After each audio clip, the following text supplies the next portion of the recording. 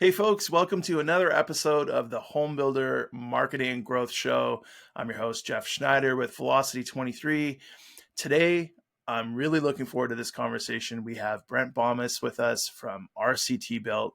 Brent is a digital transformation consultant and somebody I've actually had the pleasure of knowing for about 13 years now. Brent actually was the person that helped guide me into the wonderful world of real estate and new home construction way back in the day when we first met. We've had the pleasure of working together on multiple projects since then. So it's just a really awesome conversation, a great person to have on the show today. Brent, thanks for being here. Looking forward to our conversation. You and I always have the most amazing conversations about everything digital and what's going on in the world and the cutting edge stuff. So for those that don't know you, Brent, give us a quick introduction about yourself and tell us, how did you get involved in this industry? Well, glad to be here, Jeff. Appreciate the invite. And like you said, we always have good conversations, enjoy them very much. In fact, you were pretty impactful on my life back about 13 years ago. And that's when I was really kind of first introduced to the digital world. So my career spans over, I won't say how many decades, but I started with the brick warehouse many years ago, and then transitioned into real estate. I had some friends in real estate, and I've worked for a number of home builders, run a number of home building companies, and really enjoy that space, the consumer. But my passion has always been the marketing side and this transformation that's happening now with digital marketing and the speed in which things are changing. So I really enjoy the space I'm in now, enjoy having conversations, sharing my experiences. But I've seen it, there's so much that is theory and, and concepts and whatnot. But proving it out in the real world is where, this is like, yes, my hypothesis was correct. This does work. And the thing I love about it most, I would say, is that it's becoming far more customer centric because the customer really is in charge now. And it's about providing them with the information they need to make the right buying decision. And so that was pretty critical for me to understand that. So that's kind of a synopsis. There's a lot of rabbit holes to go down, but we'll kind of stick to the script today. Well, I think you really nailed it on the head with you need to make sure that you're giving the customer everything that they need to know, all the information for them to do their research in order for them to make a smart buying decision for themselves. Like one of the things that I talk about a lot is that where most home builders struggle, at least from what I've seen, is when they want to try to continue to sell homes the way that they want to sell them rather than trying to sell homes the way that people want to buy them. And I think you and I both can agree that there's been a major shift, especially through COVID, in how people want to buy homes. They don't, like, what I'm seeing now is that people don't want to get in front of a salesperson and try to get that salesperson to answer all their questions because people don't want to be sold. We don't like to be sold. We like to buy, but we don't like to be sold. So we need to create this kind of self-serve environment for potential home buyers where they can find the things that they want. And I think probably what you and I would both agree on is that the tools that are making the biggest impact in the industry today are the tools that are allowing the prospect to find the information that they need more quickly and more easily. Yes. Yeah. I mean, I think that's a critical thing is that, people's time is becoming more and more valuable. And we're pulled in so many different directions that, the self-serve economy is really what it's become. And instant gratification where people need something now So your website is really your store now, when it used to be an online brochure.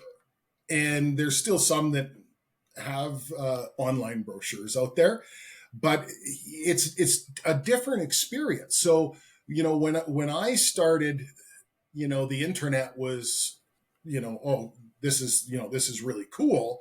But those who didn't pay attention to it are no longer relevant, and in most cases went the way of the dinosaur. And you take a look at some very big companies. So I don't think, in this day and age, there is no rule of too big to fail.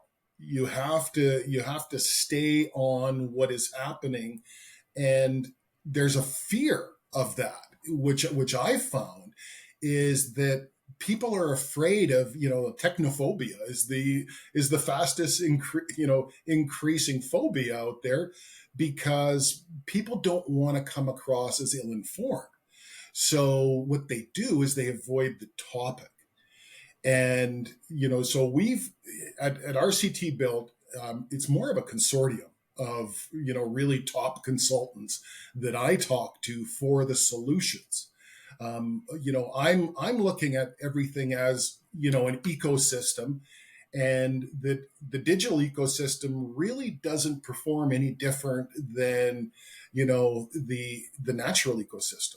And so you have to pay attention to it, and just read about it, because it's not, if you just learn 20% of a topic, your mind all of a sudden goes into like an osmosis mode, where you start to just take in more and expand your knowledge on it, and then you feel more comfortable. But fearing it and turning your back on it is definitely not the solution. Yeah, no, I think that makes a lot of sense. I think you really hit it on the head, because I think part of the fear that a lot of people have, especially the people that aren't really into the tech side of things, is that everything is just evolving and changing so quickly. I mean, you rewind 3, 4 years ago, AI was barely a blip on the radar. Now AI is everywhere. It's in every tool. And so what do you think are some of the challenges that people that aren't tech savvy or aren't at the leading edge of keeping on top of what's happening in the tech world, what are some of the challenges that you're seeing that they're experiencing? Well, I see that the biggest challenge, in my opinion, is that what you're trying to do so often, of course, is outsource that type of knowledge. But they don't understand essentially what your vision is, and who your company is, because it's how you apply technology. Like, technology is a tool. And, I mean, we've seen the evolution of tools. But if you're not using the latest tool, one story that really hit home for me was a story about the high jump, and, the Fillsbury flop, where, it was a new technique that looked really awkward and people weren't doing it until this guy started winning everything. And it was the adoption of the technique. And I think that the challenge right now with people is, okay, what do I need to know? That is the critical part of it, because you can't possibly know it all. I Mm-hmm. mean, that's why I surround myself with people who know different aspects, because there's so much specialized knowledge that, you try and comprehend all of it at once, and it's overwhelming. And so I think you got to begin with the basics on understanding how this transformation started, why it started. And we're in a phase right now that is called punctuated equilibrium. And it goes back to the Darwin theory when he professed phyletic gradualism. But punctuated equilibrium means that there's an event or a series of events that happen that cause all of a sudden a surge and a need to adapt. And I mean, Darwin said it most famously: it's not the smartest, it's not the wealthiest, it's not the strongest, but it's the most adaptable. And you have to also embrace what you don't know and be willing. Because I remember when I started my journey in digital, marketing, I knew next to nothing. And I had to ask questions in the room that people kind of roll their eyes that knew the answers. And you know what? You have to be okay. You have to be vulnerable and say, you know what? I don't know. But if you say, I don't know and I don't want to learn, that's where the problem is. And I've seen that. Like, you know what? I'm too old to learn this. I hire someone to do it. Well, that person can't get inside your head with your vision so that you can see how you can possibly transform effectively. So that's, my conversations lately have been conversations about finding out where people are at currently. Like, where are you at with your knowledge? And the more honest you are, the better or the easier it is to help. And because I've been there and I understand, like, it's intimidating to be in a room with a bunch of people that really know their stuff and you don't. So you have to be willing to ask questions and just have the conversation, because when we do a digital analysis, and there's a lot of funding out there for analysis, that we can do an analysis to see where you're at currently and then build from there. Develop a digital transformation strategy is the first point, I think. Okay, that's really interesting. And so, tell me a little bit more about that then. Does that help, like, say, a VP or an owner operator kind of identify the different areas where they should be focusing on first for digital, or what's involved in doing one of those? Well, you have to first, talk to them about the systems that they're using, because the point of AI, digital tools, is that these tools are there to enhance what you're currently doing, not Right. replace it. You can't look at it as, okay, we're gonna have all kinds of jobs being lost and everything else. Well, where the job losses are in the people that are not using the tools that exist now. And so Right. you have to get up to speed what exists there. So just assessing where you're currently at, honestly.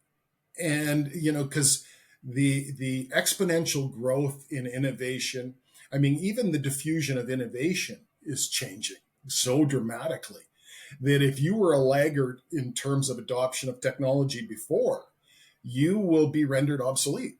I mean, that's just a fact. And it may be a scary fact to some, but having the conversation is the beginning. Like, where am I at right now? And if I need to learn, like, kind of a broad scope of what's going on, what do I need to know? And you just have to understand some of the basic concepts. And those concepts exist in the natural world. So you have to kind of look at digital through an organic lens. And that's, once you do that, it's like, okay, it makes sense. And so that's why we evaluate the systems first, because too many systems are really disjointed and siloed. You keep adding platforms, but are the platforms talking to the platforms? In a natural ecosystem, every part of the system must contribute to the system. And what's happening is some parts are taking away. And what we can learn from data today is amazing, but only if the data is good. Bad data gives you bad answers. Like, what seems to be an outlier could be the norm, depending on how. So the aggregation of data is what's increased dramatically, but the sense making of the data is what we need to focus on. So Yeah. there's a lot of challenges, and it can appear overwhelming, but it has to begin at the executive level. So we're currently putting a course together as for an introduction to digital transformation for executives. And it's a very basic course that just explains the concepts, why we're here, what exponential growth actually means, and have some discussions around it. And that immediately expands your curiosity. And once you're curious, then you want to know. And if you learn 20% of a subject, like I said before, osmosis kicks in, and then you start to absorb more because your basic understanding of the concepts increases. So yes, we're full of challenges, but the executives have to learn at least the basics of it and not hire people to further their vision. They need to further their vision. And so they need to understand how to utilize the tools most effectively. Oh, I think that's such a relevant point. I've seen time and time again, having been in the industry for as long as I have, where you'll have a changing of the guard, right? And so one VP will leave and a new VP will come in, different levels of knowledge, different levels of understanding. And one of the first things that they go to immediately is looking at expenses and costs. And it's like, that's a big number, axe it. But they don't understand how, well, for one, what it is and how it plays into the broad general scope of things, or how it fits into the system, right? Like, what role is that thing playing? So I think that's a really good point. Um, so once somebody's achieved that, 20% level of knowledge and starts to open their eyes to the world of digital, what would you recommend as a next step then? Like, what's the next thing that somebody should be looking at? Well, I would say then it would be the formulation of a digital strategy, specifically a digital transformation strategy. And, you can't continue down a path that is not going to lead you to your desired outcome, regardless of how much you've invested in that path. And so that seems to be a problem, that while we've spent this much money on this, we better just keep going. Well, if you see flying monkeys on the path, you're not headed to Oz. And so you gotta change course. And it involves some pain, this is what I've always said, the easy button isn't easy to develop. You got to put in some time and effort on just learning. And I think that what happens is that we learn pretty much what our attention is drawn to, what we like the most. And we learn more about what we already understand rather than trying to learn what we don't understand. Because, we have to get outside of that comfort zone and go into the digital realm that might be completely new to people, but it's not as complex. It was a saying, and I can't remember who said it, but even rocket science isn't rocket science. This is basically understanding how systems work. So, but the whole time, keeping in mind the consumer. Sometimes the consumer gets left behind, like with your strategy, when everything should revolve around customer centricity and like providing them what they need when they need it. And that comes from understanding your consumer. Because if you look at the new consumers coming up, they're more comfortable texting than talking. They're more comfortable using digital tools. And we have this cognitive bias that we see things through the lens of who we are, when we really got to look at who is our consumer, what is the evolution of that consumer, and how do we communicate with them the way that they want to communicate. So it's no longer about if you build it, they will come, but the problem is that good cycles are not the best for development of new technologies, because it's so cyclical in a lot of areas. But when you want to dominate a market or whatever. You want to become the biggest player. It's really about having your ear to the ground, understanding who that is, who you're reaching. I was at a mall the other day, and there was a table of teens in the food court, and they were all on their phones. And but they were all laughing at the same time. Well, I sat close to them, and I discovered that they were all talking to each other, but they were right there, but they were using their phones to communicate and share memes and gifs and all of these things. So the change is coming from the consumer. I think, I don't know if it was you who touched on it, but the COVID pandemic really did cause change, because it all of a sudden forced people to start using these tools, and then the acceleration started to happen. So yes, to answer the question, I mean, it's putting together this strategy that has to come from the senior executive, not from someone who you hire to say, okay, like, you understand, the digital world, but do you understand our business? Do you understand our pain points, our hurdles, our barriers, all of these things? So you have to look at it through, how can it help? Just having that mindset alone. How can I use this to help? And look at the low-hanging fruit first. Just do this. It's simple. But you have to be open to having that conversation. Yeah, yeah, that makes sense. I think you and I have talked about this a lot in the past, that the home building industry, typically, obviously it's an overgeneralization, but they tend to be laggards with technology uptake, right? And I had a really great episode with Kevin Weitzel from Outhouse, and we were talking about technology, and one of the things that he brought up that really hit a chord for me was, he said, you've got the bleeding edge, which is like right at the forefront. You're a pioneer of adopting things that maybe haven't been adopted.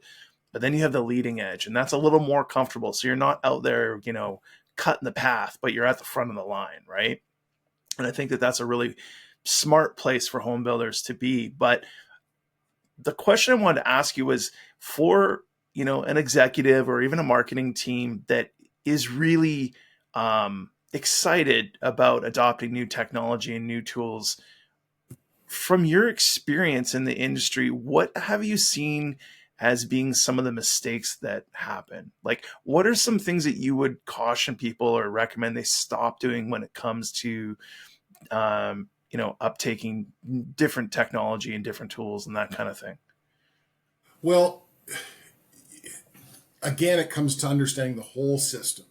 You can bring in a tool that disrupts other tools. So you have to look at, what are the implications? Like, we make decisions based upon, again, that instant gratification. I need this. But what are the long-term implications of that? Like, you have to evaluate, like, what's the downside? And we sometimes don't want to look at the downside. Like, adding another tool to the tool belt isn't always the solution.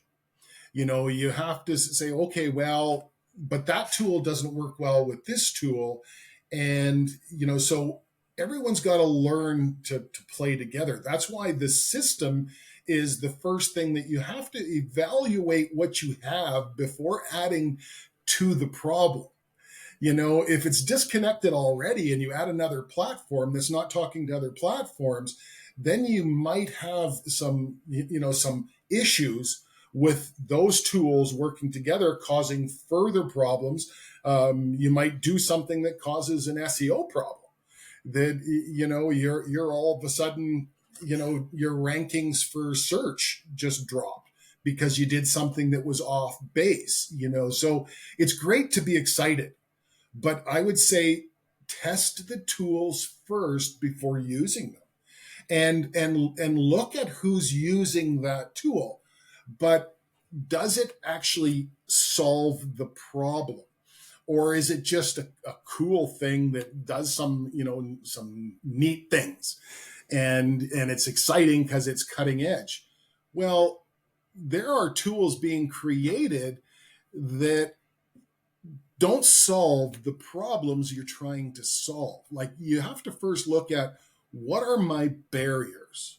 What are my pain points along the way, and how do I solve those first? So I think in answering the question, you got to look at, what are your pressing concerns, and how do I address this with some of the digital tools that are out there, and are they disjointed, and what are the implications of using that on my system?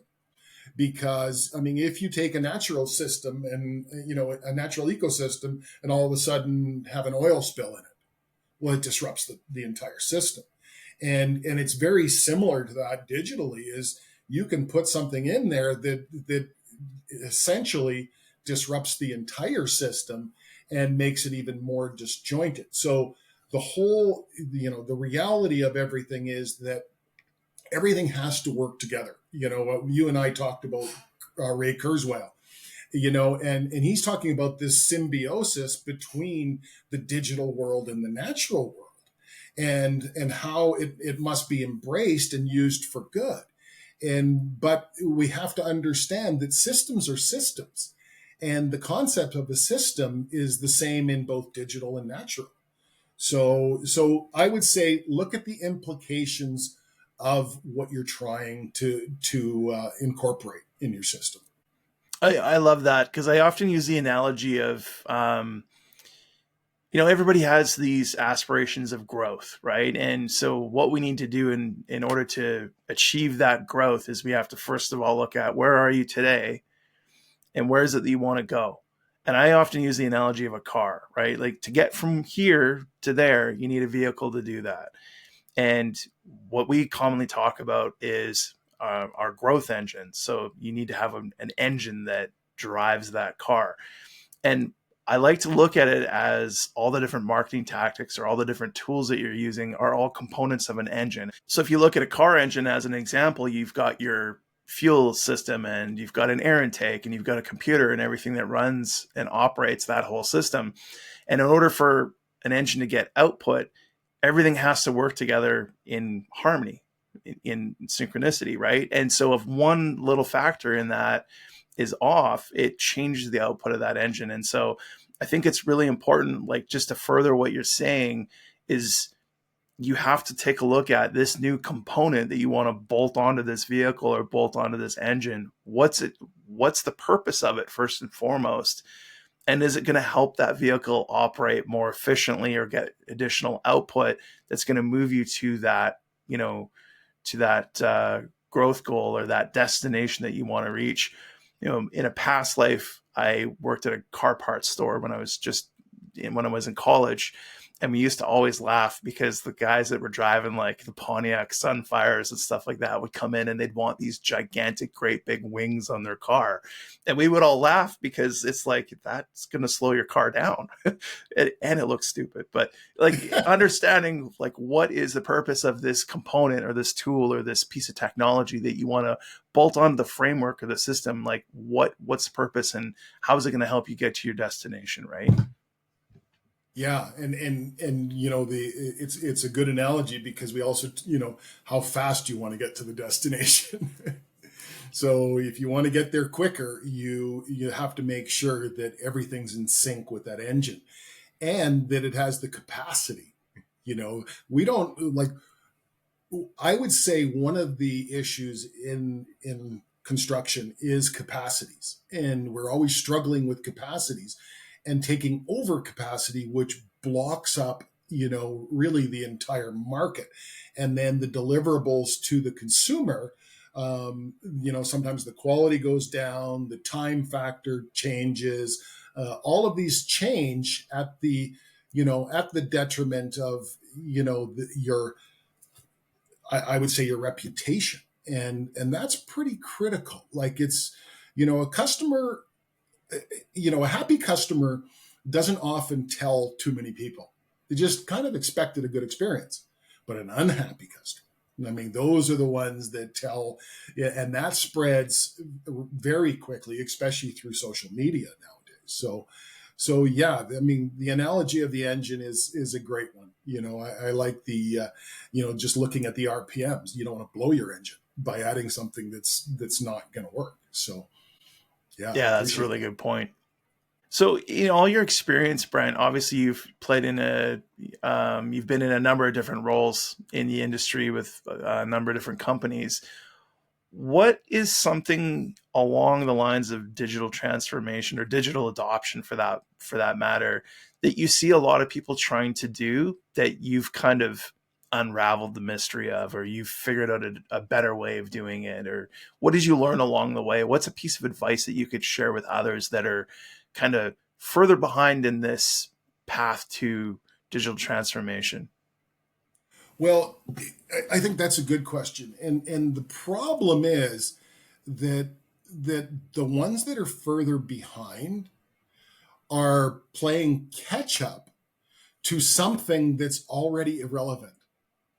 Like you've got to go to the most, like you may have to skip a technology and go to the latest, because otherwise you're always playing catch up, and it's no one component. Like we talk about this interaction between components. It's like there's a number of components, but you have to. That's why I talk about plug and play systems, because there's always a better solution coming out there that you should be able to unplug one solution and plug in a new solution. So it's like how everything integrates together. When you look at a company like HubSpot, from right out of the gate, open APIs, just willing to work with all other companies and connect to pretty much anything, because they understand their role, and what they're supposed to do. So you have to look at the technologies. I guess what I've learned is um, face face the hard facts. Like being behind, that's fine, but when you come to the realization, it's like when you're trying to help someone that has a problem. If they can't admit to the problem, then you're not going to ever be able to help them. And all we're trying to do at RCT Built is help people understand what's involved, but the consequences of not being adaptable and failing to adopt until you hit the late majority, or and that's no longer acceptable, as those cycles have actually shortened, so that you could, in the future, you're going to be behind three technologies if you're following a linear path. And I would say that the path is no longer linear. It's all over the map. So you have to go to the latest technology and understand, because the latest technology recognizes the problems with past technologies. And if you're just adopting a technology that's going to be obsolete right away, it's just going to put you further back. So looking for your solutions, and it's like, well, the car analogy, someone has to drive it. And you can. So it's not the tool that is the solution; it's the application of the tool, and the consequences are based upon the implications of the tool. So it's there's help out there, and there's a lot of government assistance. Like we focus on finding out, how can this get paid for, because we're finding there's so much from government grants to assistance, because they recognize that the changes coming are fast and furious, and you have to you're going to have to keep up. But it's not even keeping up anymore. It's like you've got to look to where it's going and find a different path to get there, rather than following that typical path of adoption. So everything's changed. But it's not as complex once you go down to the core root of how did we get here? Why is this happening? What are the implications of what we're doing? And with analytics now, I mean, you can say, okay, this path is going to get you here. That's not where you want to go. So the newest thing out there right now, that because most people are looking at analytics and looking at, I mean, prescriptive analytics is the current answer. It's like saying, okay, if you do this will be your trajectory, and it's going to get you. But if you are just looking at descriptive analytics, which seems to be, okay, this is where you are. Okay, that's good. You need to do that. And then you look at predictive analytics. Okay, that's going to get me here. That's not where I want to go. So then you got to prescribe to prescriptive, which involves an AI, can take all of this information and say, well, here's the answer. If you do this, and this, it's going to get you on the right trajectory. So you can't look at data as a snapshot. You have to look at trend lines and how you change those trend lines. And so there's a lot. And it all begins just with conversations. That's why I really appreciated, coming on your podcast, because you and I have always talked about stuff like this, right? And but I've never seen in my whole career the acceleration like I'm seeing now. And there seems to be a lack of urgency, which in this day and age could be fatal. Yeah, no, I agree. I mean, you can't, with the way that things are going, you can't sit back and just, wait and watch things unfold and then plot your course, because with how quickly things are changing, when you're like, okay, everyone's adopting that, I'm going to adopt that. Well, while you're busy adopting and implementing that, like you said, the next thing's already coming. And the next thing is correcting the problems with the thing that you're about to adopt, right? I think that's a really good point. Actually, the picture that came to my mind, I think in analogies, the picture that came to my mind when you were explaining that is I thought of football, right? You don't throw the ball to where the player is on the field. You throw the ball to where they're going. And so you really need to understand which direction is this thing moving? What is that trend like you talked about, and get out ahead of the curve as much as you can. I think that's a really good point. And I really liked what you said about analytics as well, because I think for a lot of marketers and a lot of business people, we tend to look at analytics as that snapshot, right? It's like, okay, we're here. Let's look at the data that showed us how we got here, right? This happened, and then this happened, and then this happened. But a lot of us don't use the data to do those projections and see where are we headed. If this continues, where are we going to wind up at? And I think that's a really good point. What I often see in the industry, and it comes from seasonality, it comes from inventory levels, it comes from interest rates, is a lot of the times home builders are very reactive to what's happening in the market. You talk to them at the beginning of the year or at the Q4 of the previous year, and they're like, we're going to do this many homes this year. And then you talk to them, at the end of Q2 or going into Q3, and they're moving their adjustments and they're sliding their forecasts because they're not on target. Mm-hmm. Right. And I think it's understanding you need to look backwards and understand, okay, how did we end up here? What happened? But you also need to be looking forward as well and trying to understand, like, how can we course correct along the way, looking how we got here, but changing our approach so that we're changing that trajectory moving forward, right? Yeah. I mean, I find it invigorating, but you just, because you have to embrace change. You can't look at it, and change it's not a one-time event. Like, change is constant. And so you cannot just, look and say, oh, okay, we changed. We completed this and we're here. No, your job's never done, especially in the climate we're in now. And being adaptable really, really is the key. But adaptability has to come from the recognition of, here's where we are. And that's, I guess that's our primary focus is saying, okay, here's where you are. Like we'll do an analysis and say, this is where you are. Where do you want to get to? What do you want to do? The benefits of some of the tools come in scalability. Like, you can scale so much different. Like you're not looking at AI and a lot of these tools as replacement. You're looking more as an augmentation or an enhancement in what you currently have.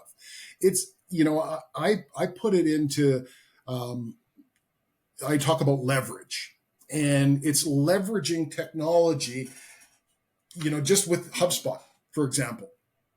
Well, you can respond to 100 clients in the same time it takes you to respond to one. And and the consistency of your message has to be there, because we're all branding, and people are looking for those digitally savvy companies that understand them, the consumer, so that you're just laying down breadcrumbs for them to follow the path. And then when they discover that your path is the easiest path, that's all they want. They just want ease. They don't want pressure. Like you said, they don't want to be sold. I think that, they might want confirmation, but you can summarize everything, the steps that they've gone through. And that comes from real-time business intelligence. So it's not about adding tools to your arsenal. It isn't, because the more disconnected you are, if you got a bunch of tools operating in silos, you can't even use that data.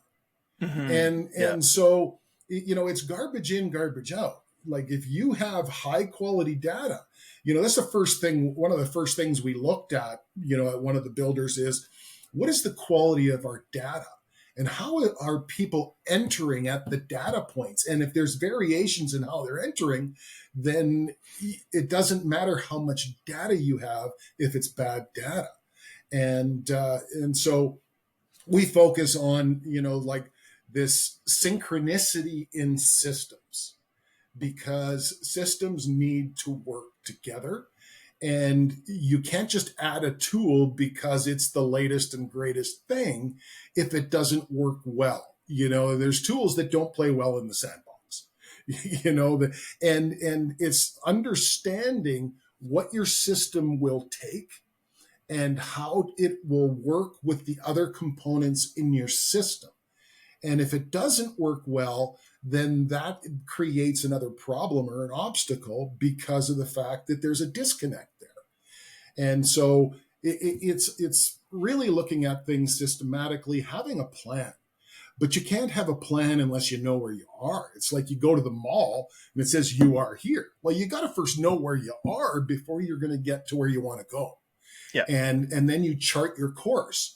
And with the tools that exist, charting your course is it's amazing what you can do, with some of these tools. So how do you enhance yourself? How do you leverage yourself? One person, it's proven now, can do the job of 10 if they're using the tools correctly. And it's not that that person is 10 times as smart or 10 times as capable. It's just that they're leveraging the tools that exist in the right way. And that's where obsolescence will come from. It's not from the tools themselves. It's from the lack of understanding of the tools. Oh, that's such a good point. That's such a good point.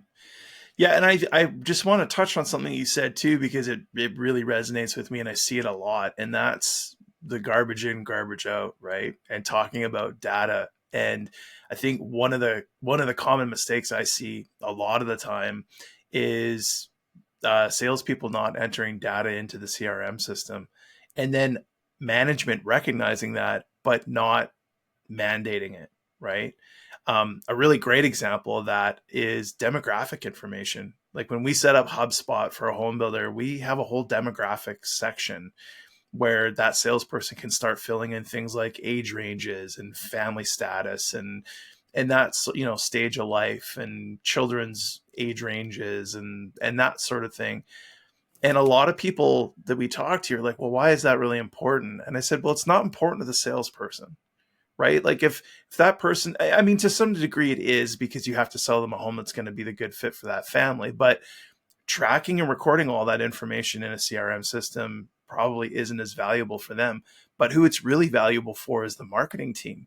Because when you understand, like, in this particular community or for this particular model of home, um, the majority of our buyers are, a young couple with, a preschool age child.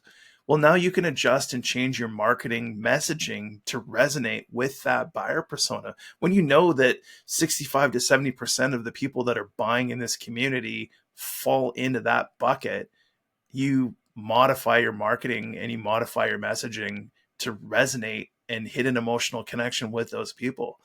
But if you're not recording that data, you would never know that, Yeah. right? And so I Well, think that it that's really was. important. I have to thank you. It was you who introduced me to HubSpot, because I had looked at a number of CRMs, and and HubSpot has changed the way that I do so much. Just like the tools within HubSpot, like it's like a Ferrari. Going back to the car analogy, um, but we're not city driving. Like take the Ferrari on the Autobahn or something like that. But the tools, like I've seen builders without CRMs, but I've also seen builders using CRMs like a glorified Rolodex. And it does so much more. Just you talking about personas, even the tool within HubSpot of progressive profiling, it's like learn about your customer, everything Mm. about them. Yeah. Learn, what, because you take an interest in them, you understand them so that your message actually speaks to them. And also understand that you can't be everything to everyone. Like you got to pick your lane in terms of builders. There's builders that, and there's a fallacy out there that um, between production and custom builders. Well, you can't be both. Like you can't be a production custom builder. It's kind of an oxymoron. You have to kind of pick your lane so that you can serve that segment of the market better. And often we talk about data, I'll illustrate a story a little while ago that, well, not a little while ago, a number of years ago. It was quite evident that there was a lack of inventory in townhomes and duplex, more so the townhomes. And so, just like the book Zap the Gap, everyone zapped it at the same time. So within a couple of years, there was a dramatic oversupply of that inventory.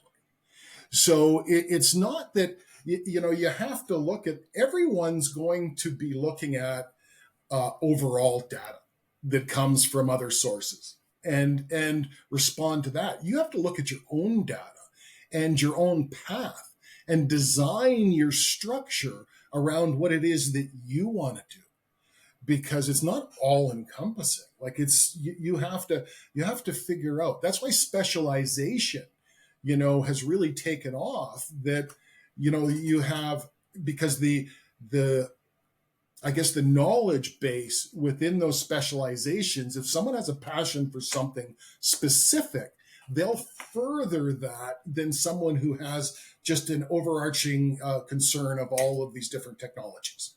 And so what we do is we look at and find out who's the best in this space, and we make recommendations. It's not that, at RCT Built, we build websites. Okay, that's not our job, but we understand what a website does and what it needs and how that has to work with your whole system. And it has to be centered around the consumer. So you need real-time information for that. And there has to be more transparency in this day and age, because that's what customers are looking for. Like, what's the real story here? Well, the real story here is your delivery time on the home should be this. Not telling them something they want to hear or you hope is going to happen, but if you have real-time data that shows that, okay, based upon our scheduling, based upon the whole system, you should be in here, but we'll be able to update you at all relevant milestones, and you can automate that whole process. I mean, the automated workflows that exist in HubSpot. I mean, these are all designed and I mean, this sounds like a HubSpot commercial, but it's just one of those tools that understands what it is that they do, and they do it well. And there's other ones too. I'm not saying that HubSpot's the only one. I mean, Salesforce has always furthered their cause, and I'm not saying switch over your system, but make sure that it works with the other components. Is what I'm saying. So Yeah, and I think further to that too is just, well, not further to that, but coming back to the importance of that data collection and creating that usable data. Like when you said buyer personas, I got a little excited because that's a part of what I do that I'm really into, and it's taking that data that you collect along those sales and through all of those different transactions and building out that long-term buyer's journey, right? Like we all know that nobody wakes up on a Saturday morning and goes, our host doesn't really work for us anymore. And then by the end of the day, they've signed a contract. That it never happens, right? yeah, It takes many months, in some cases, years for somebody to buy a home. And what I'm really passionate about is lead nurturing. Like it's easy to generate a lead, but how do we stay front of mind with that person through that buying journey? Like through our own research, we've identified that there's 19 different decision points, sometimes more, sometimes less, depending on the buyer persona. But there's like 19 different decision points or milestones that somebody goes through on that buying journey. And at every single one of those decision points, they can go further down the resale path or further down the buying new path. And with the progressive profiling, like you were talking about, the more you learn about them, the more that you can start to understand what is the optimal piece of content to put in front of them that's going to give them the research or the information that they need for that stage of what they're researching, and also influence them in a positive way towards the benefits of buying a new home, right? And without collecting that data, without doing that profiling and having everything stored centrally in a database in a CRM system, you would never be able to build something like that. But there's real power in understanding who is it that is buying our homes and what are their needs, what are their challenges, what are their objections, what are the things they're skeptical about, and helping to using content and automation and data to start to reshape that belief system and make them feel comfortable about the purchase that they're about to make them feel empowered, and keep them, engaged for the 6 months or the 12 months or however long it takes for them to make that buying decision. Because when you do that, you're not pushing them in front of a salesperson. You're not selling them, right? You're allowing them to buy, but you're the obvious choice because you've understood them and been relevant to the conversation in their head that whole time. And without that data collection and without, specific tools, you'd never be able to do that. I mean, really strong points. I totally agree. Like, you have to, in my opinion, you have to be seen more as a resource.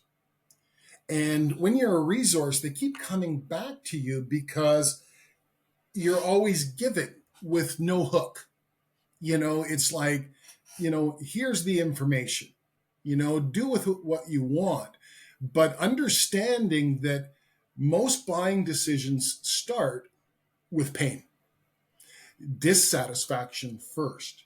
And the more they become dissatisfied with their current living situation, you need to understand why they're becoming dissatisfied.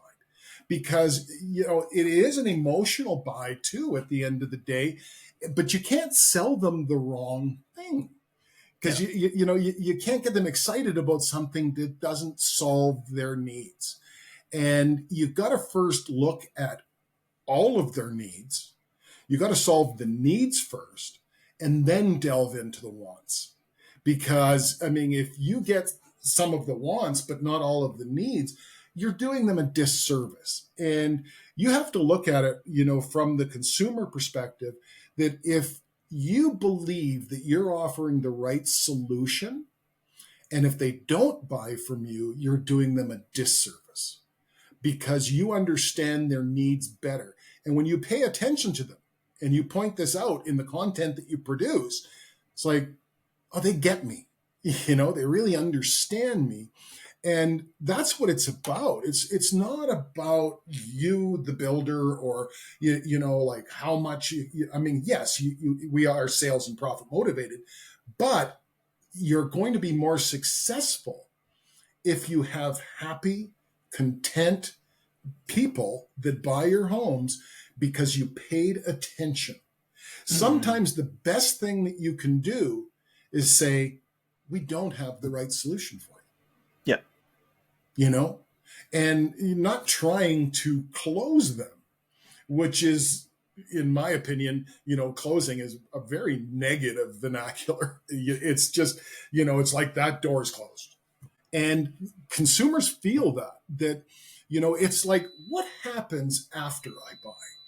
How well am I informed? What's the service like? And the tools right now that are coming out are so valuable on that you maintain. It's about maintaining that relationship for life. Even if they're not going to buy your product, they're probably going to recommend a friend, say, hey, you got to go talk to these people. And that, those people, when they come in, they already feel that you're a good builder. They feel that because someone that they value told them about their experience. So it's like, don't ignore the people that come to your site. They might be coming for someone else. I mean, the long and short of it is that you never know who the decision maker is. You never know how much, an outside influence has, their opinion weighs on the overall buying decision of someone else. So, and sometimes you're going to get some objections that to you don't make sense, but the objections might be coming from another persona. Right. So you got to take everything into consideration and understand who's the buyer. And there's really good ways of pointing that out, and that's just summarizing, just saying, well, I agree with that point, but based on this, and this, this fit, I think would be the best. And, and here's my rationale behind that. And, you can never be confrontational. You just have to, just show customers that you actually care. Sounds simple, but it's like, if you care, you're going to provide the best possible service. And if that service comes from the adoption of better tools, then you're just serving your customer more. And your understanding of this digital transformation, if it's not right now totally there, move towards it.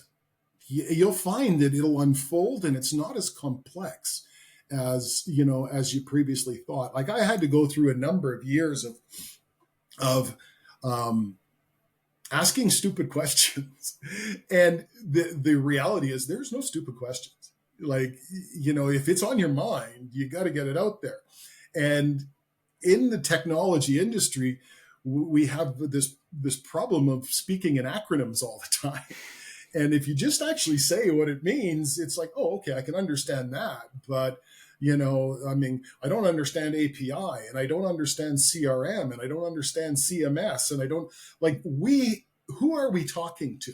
Like understand where they're coming from. Yeah, that's a really good point. I remember early on in my career, I learned really quickly that you can't speak in acronyms, right? One of the ones that pops up, and it still pops up today, is talking about SEO, right? And so I've really tried to hone my practice over, the last number of years so that maybe I'll mention an acronym, but then I'm like, what that means is, Yeah. and then like fill in the blank, right? And try to get them to understand that way. I see builders do it too. Sometimes you'll be on a website and you're like, oh, there's some industry jargon on this. Like even talking about one of the things that we go out and do in the Edmonton marketplace is we do show home secret shops, video secret shops, and they're a lot of fun, right? But you walk into a show home and pose yourself as being a prospective buyer, and then I just listen to a lot of the jargon that they share, and one of the ones that comes up all the time is they're like, "Oh, it's a zero lot line," and I my favorite question is like, "What is that? What does that mean?" Right? Because and I think salespeople, builders, everybody in every industry to some degree forgets that when you're talking to a layperson, they don't necessarily know what that stuff means, right? So you got to kind of break it down and help them to understand it.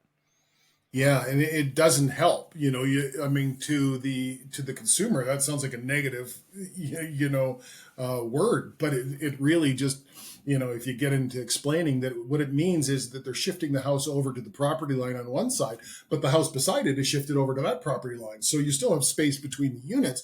It's just structured different. Yeah. But but it's, I mean, it's a reduced property line, but it's a single detached house. It's still that. So, anyways, yeah, there's so much that you got to break it down into bite-sized chunks, and Yeah. it's like the eating an elephant. It's one bite at a time, and you can't let the fact that you fear something cause you to avoid it, because today, in order to be relevant, unless you're getting close to retirement, I think that might be an issue with some companies that, well, I'm just feathering my nest because I'm not going to be in the industry, so I'm not going to learn it. Well, how productive are you those last few years then? Like, I mean, I think from a personal satisfaction or gratification is just understanding something just gives you that comfort level that's a little bit more.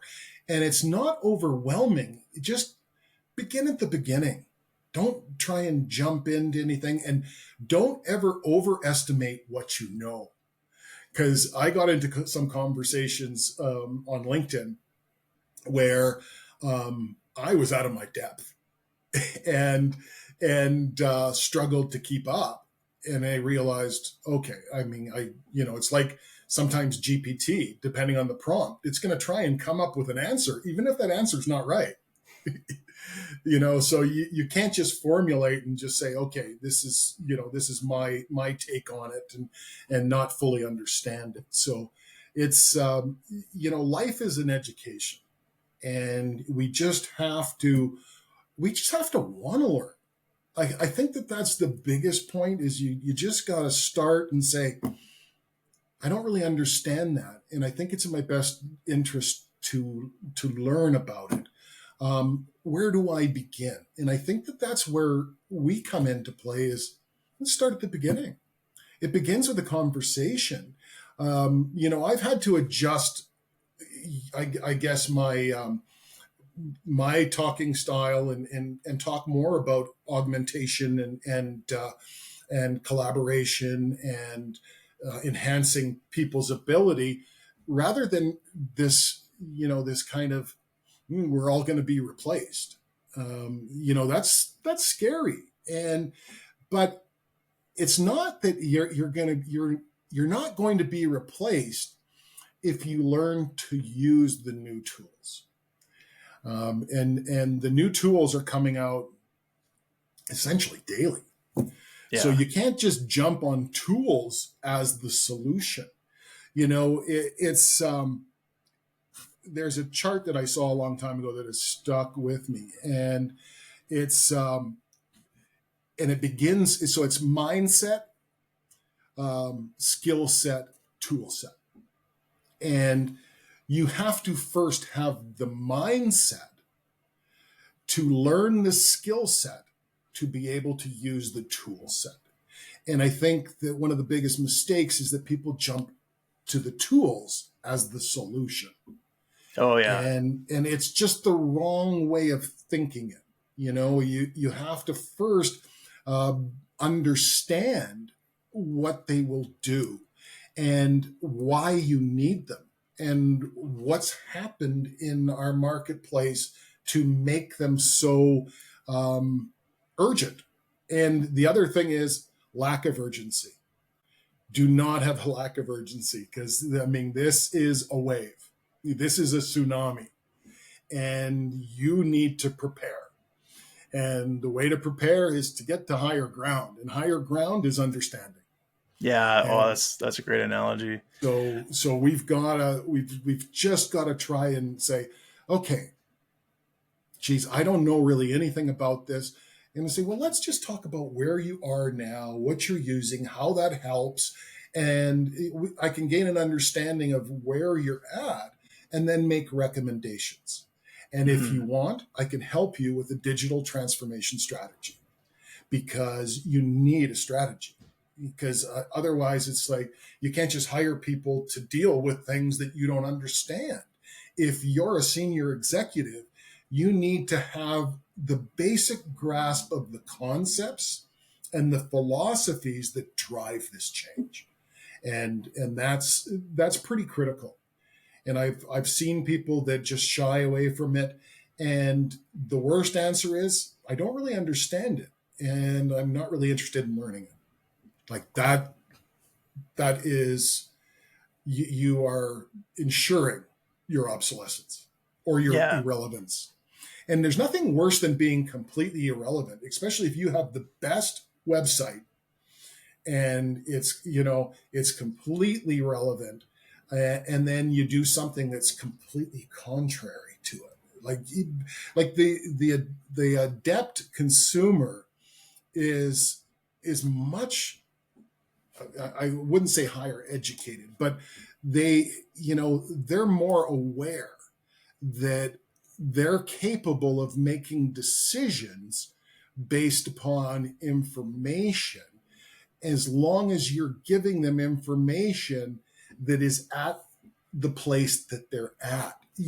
And I don't know if that makes sense, but you gotta speak to someone where they are, Mhm. not where they need to be, and or not where they were, and just get them to understand that if you learn 1% of a topic, especially in digital transformation, um, you're ahead of more than 80% of the people. So it's like, so 1% might be, just, I mean, it's scratching the surface, but you need to scratch the surface to get below it. And once you start getting below it, you go, oh, this is interesting.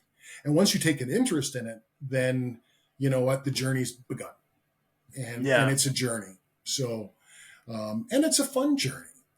Like it's like, wow, you can enhance your abilities. One of the things that we work with is, as you know, our digital computer generated avatars, and creating, like, I have an avatar of myself that I talk to, which sounds strange, but it's, the digital avatar itself is a shell, and it's what you put into that shell. But then, I have an avatar of myself that's connected to different databases, that's way smarter than me. But it understands, like I do, the basic concepts of it.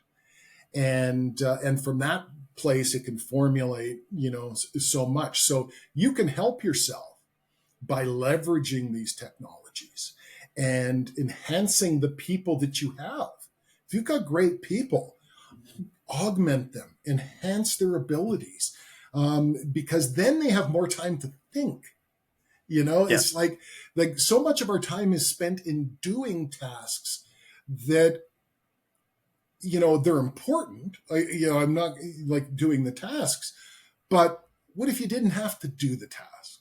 What if you could focus on the next task? Oh yeah. Then all of a sudden you're leveraging the technology. So there's no longer one of you. There's like 10 of you. Yeah. You I know get that what? a lot when I'm talking with builders. They talk to me. One of the common questions, especially when it comes to content, they're like, "Oh, do you use AI?" I'm like, "Absolutely." And some people take that differently, right? Some people get excited about it, and other people are like, "Oh." And it's funny because the analogy that I always use is a really skilled framer can do an incredible job with a hammer and nails. And a really skilled framer with a hammer and nails can do a better job than somebody who's never framed a home but has a pneumatic nailer, right? But you give that pneumatic nailer to that skilled framer, holy smokes, is he gonna like production's gonna go through the roof, right? And Absolutely. when I look at AI, like our entire team, every role on our team uses AI tools all the time. We're constantly training on them. We're constantly learning how to do, like they're all becoming better prompt engineers all the time, right? And I tell a lot of our team now, I'm like even Google searching stuff, I go to Claude.ai or ChatGPT. Meta.ai is also really good. Claude's kind of my current favorite one that I'm using, but you can go to any one of those tools, and what you would normally search for in Google, just put it into that and it'll just tell you. And now I don't even have to go in and out of the top 10 search results when I'm trying to figure something out, right? But like as it applies to content, we use a lot of these tools.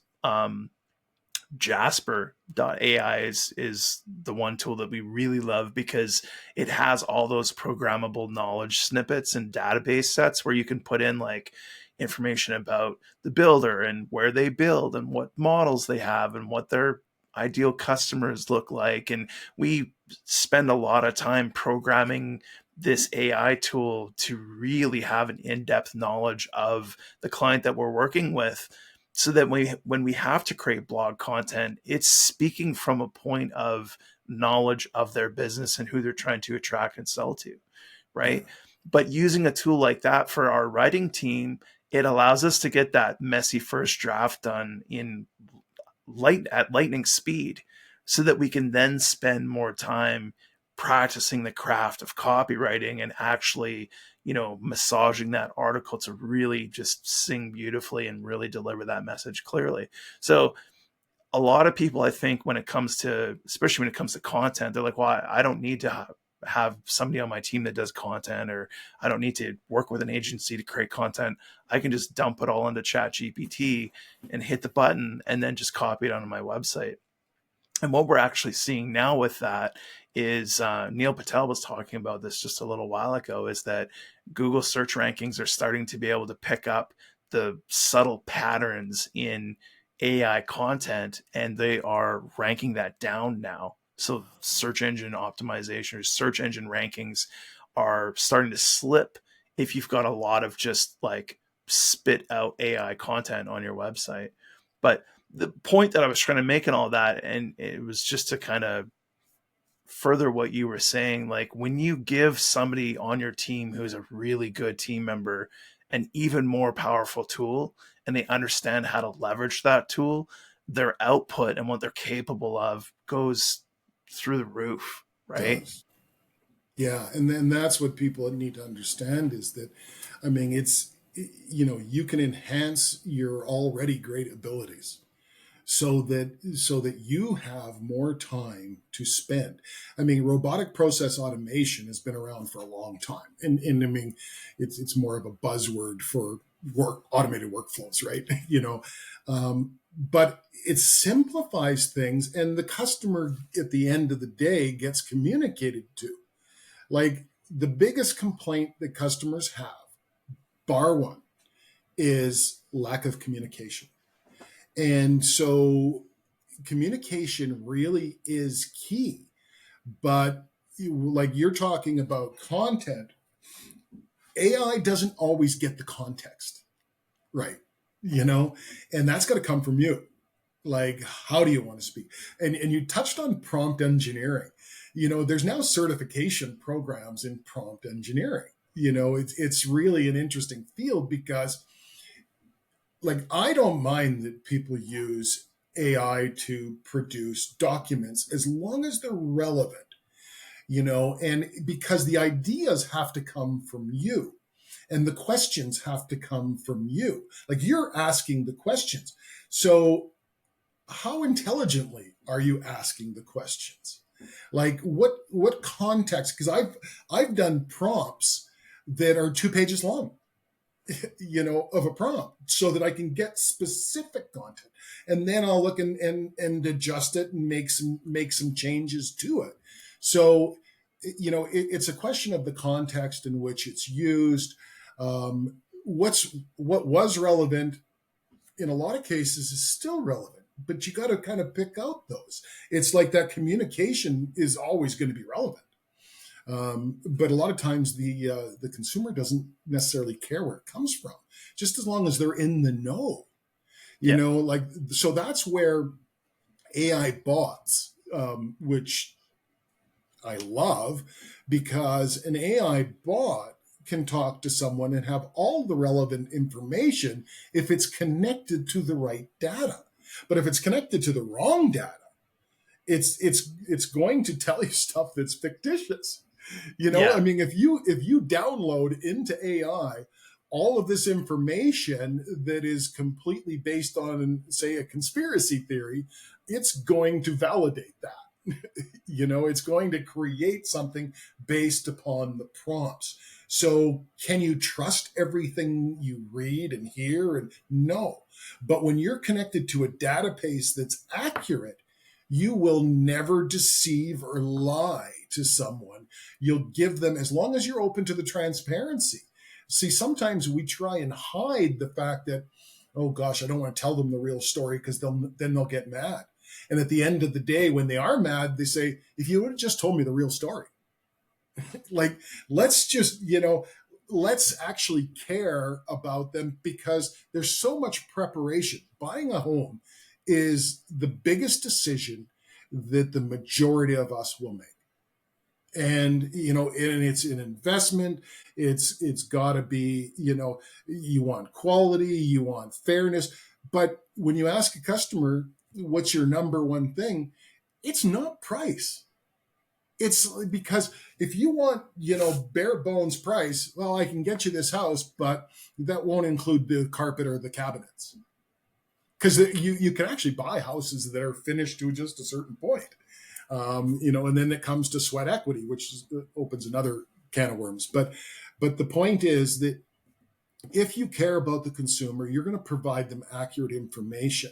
And if you can provide them accurate information in real time, they love you. And, and it's got to be, because it emphasizes the fact that you care, you've got nothing to hide. Here's my schedule. Well, if an AI bot is hooked to your schedule, it can say, okay, here's where your house is at today. We're waiting on this, and this, and so that's because there's going to be hiccups along the way. Just tell them what the hiccups are. Yeah. We've run into a hiccup here.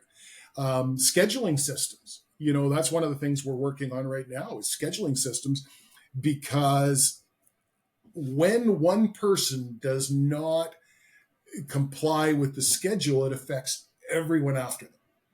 And that causes roughly about a month and a half can come from one scheduling inefficiency. And if you set it up like blockchain, for example, where everything's time stamped and everyone's on the same system, all your trades, then who's delayed it. Like, it's also, oh gosh, you said you could do this and you can't now, but then it can automatically reschedule everything so that it's only a minimal delay. Like, we want to create less work for people, not Yeah. more work. And they see that learning it is more work. Well, but it's going to save you time down the road. You have to buy into a little bit of delayed gratification sometimes. Like, put in the work to get you where you need to be so that tomorrow is easier. So, Brent, you and I love talking about tools and tech. So, what do you see as being the top 3 areas that builders should be looking at right now as far as the new tools that are coming out? I know there's a myriad of different tools in all different areas, but what do you see as probably the top three things that a builder should be keeping an eye on right now? I think the CMS or the website is going to change dramatically. Like it's got to be just talking to the people. So then, comes, so it's not just one thing. See, within that is also AI bots, which people get afraid of. I want to talk to a real person. Well, you can talk to a real person. They'll get back to you in 2 days, and some will never get back to you.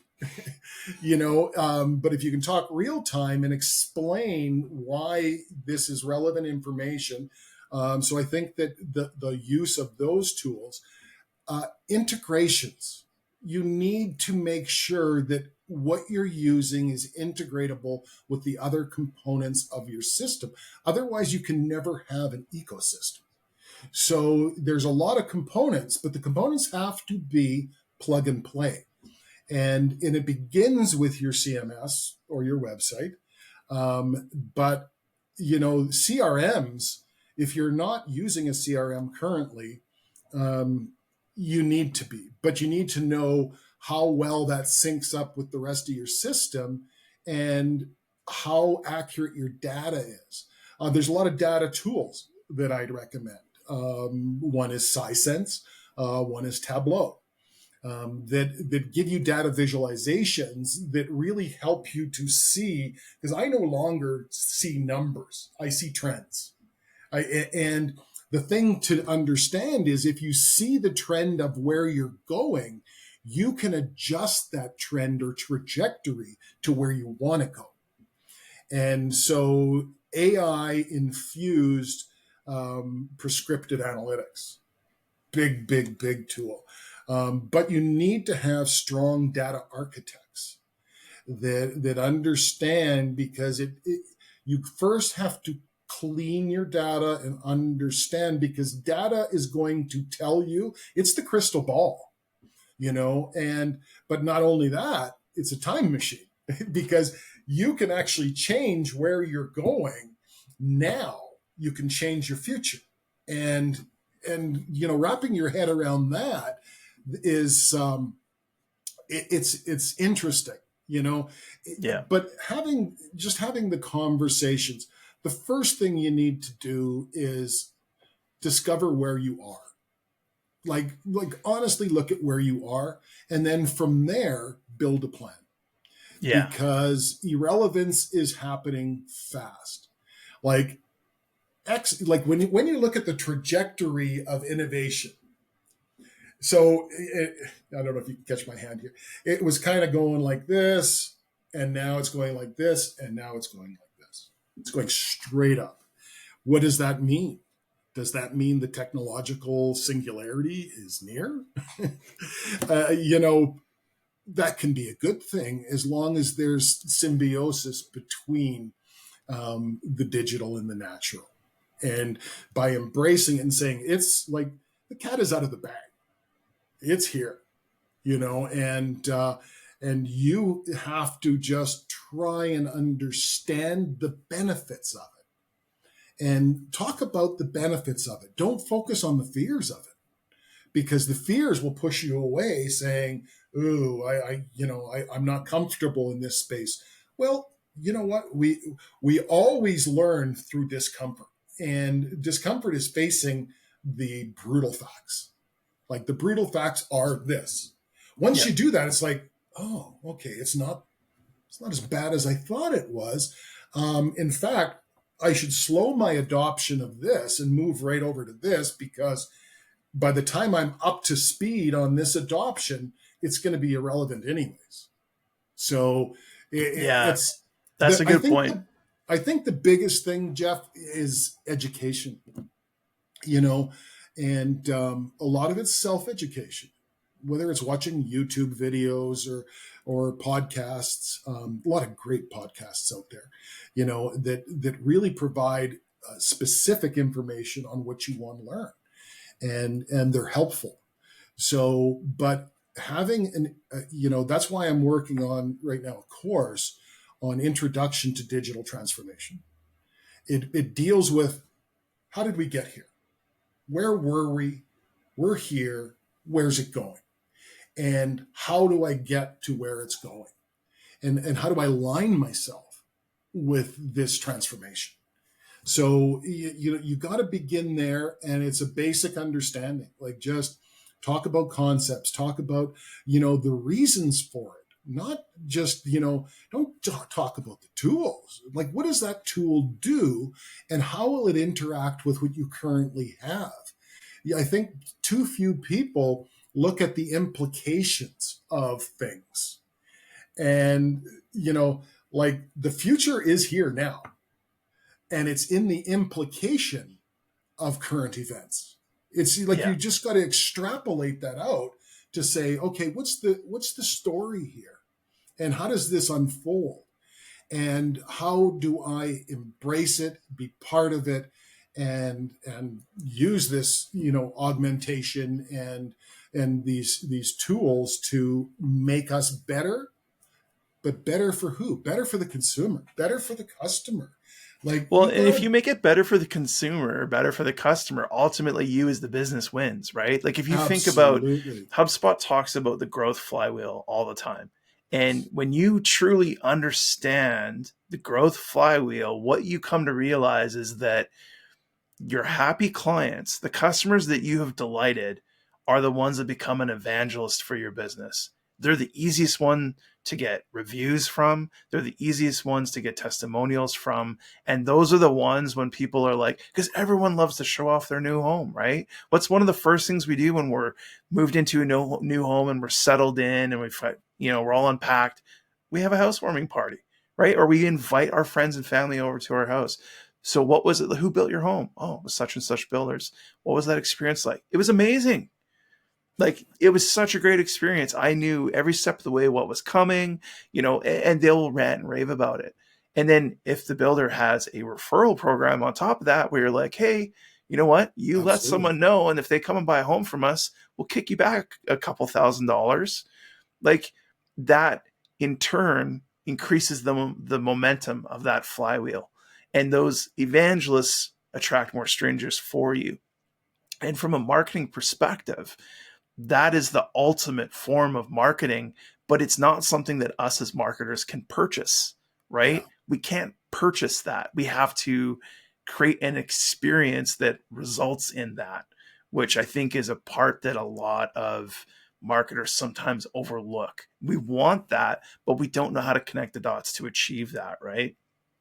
Yeah, I think that one of the biggest problems that I've witnessed firsthand and seen is there's a lot of people that really show the glitz and the lipstick and all of these things, but what they do is they overpromise and underdeliver.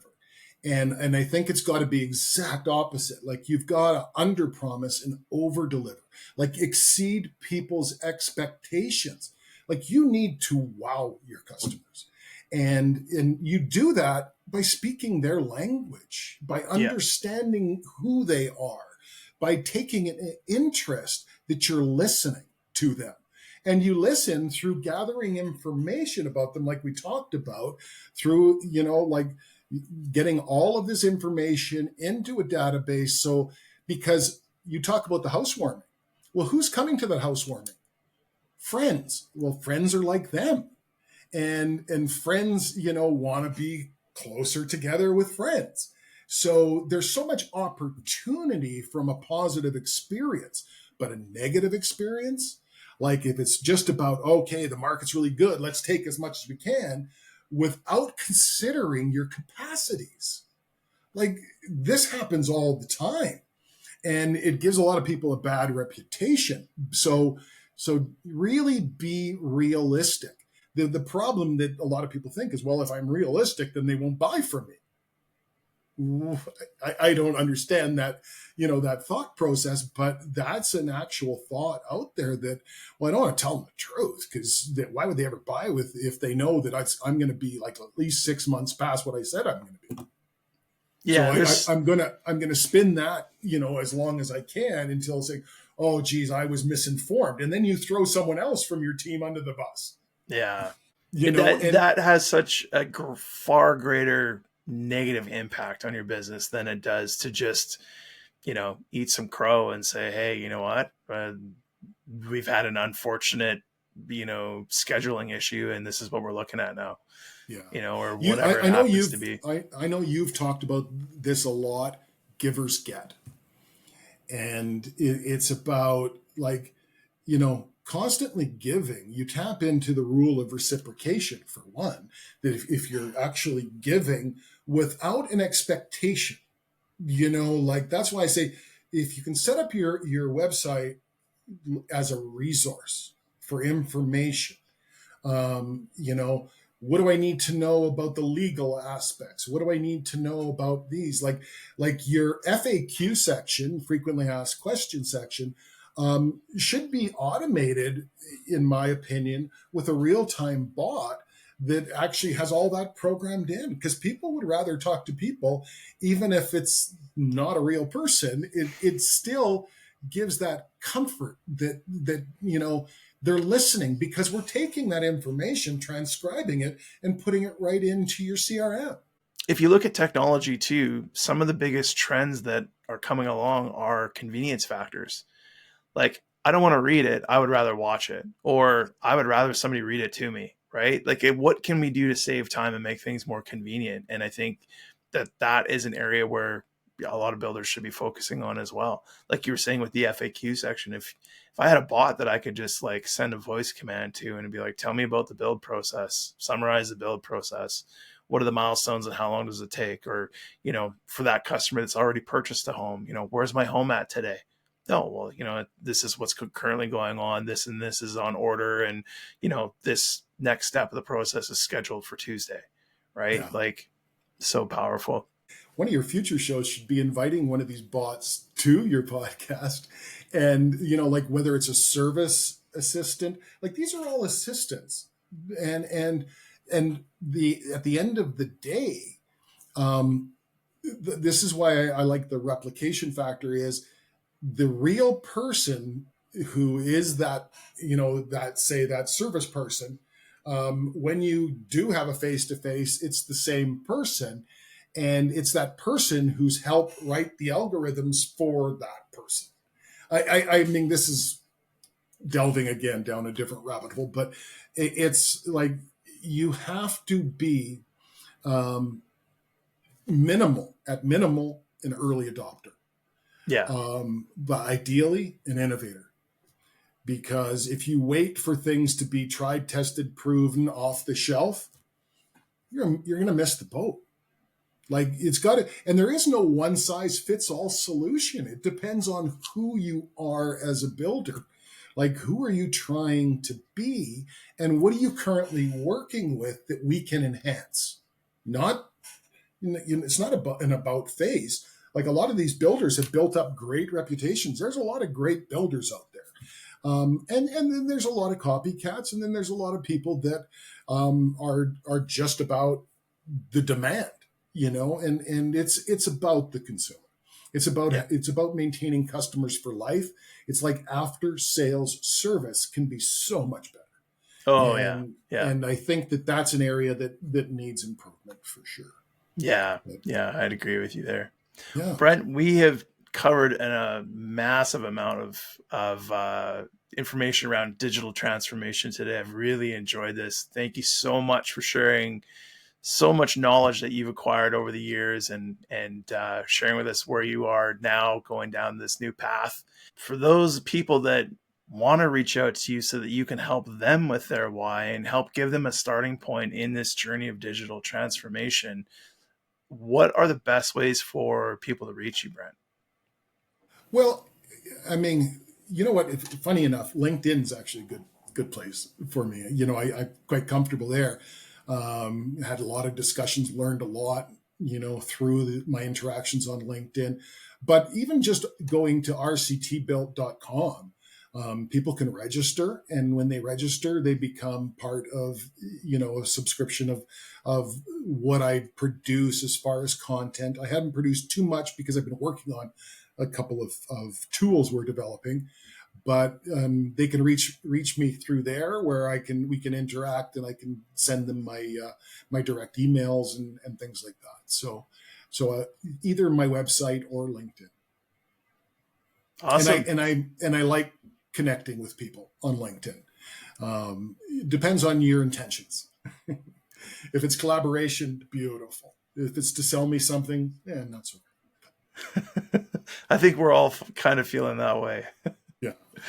That's wonderful. Brent, this has been a really awesome conversation. You and I I think we're almost 2 hours of recording time, longest one yet. And I know that we easily could have gone another hour or two. Yeah. But I always enjoy picking your brain, and it's just exciting to see you at the forefront of this world of digital transformation. And just a lot of takeaways and a lot of really good information here for people that are kind of starting down this journey today. Just wanted to thank the audience for tuning in. If you enjoyed the show, please subscribe to the podcast, share it with a colleague. We're new. We're just trying to build up the audience and get the word out there. We've got a lot of great segments coming up. Of course, in between every one of my guest interviews, we always do a digital marketing segment, and we also do a HubSpot hacks for home builders segment. So keep an eye out for those. And I've got some exciting guests coming down the pipeline. So thanks again for tuning in. Appreciate your time. Take care, everyone. Yeah. Thanks, everyone. Thank you to Jeff. Appreciate it. Always easy to talk to you. I always valued our discussions and learned a lot. So thanks. And I'm sure we'll be talking soon. Thanks, Brent. Appreciate it. Take care. Take care.